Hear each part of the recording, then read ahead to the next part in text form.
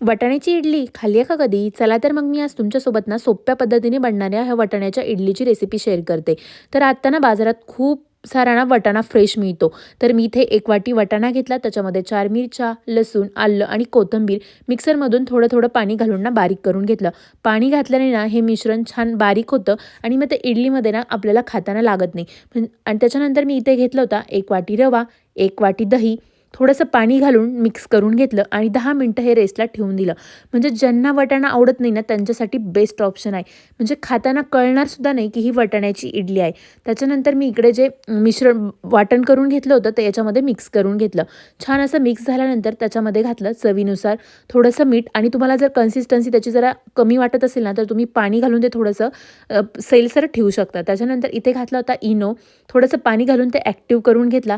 त्याच्यानंतर इडली पात्राला तेल लावलं आणि मस्त 10 मिनिटासाठी ही इडली मी स्टीम करायला ठेवून दिली. लहान बेबींसाठी पण ही इडली एकदम बेस्ट आहे. एकदा नक्की ट्राय करा. Thanks for watching and bye.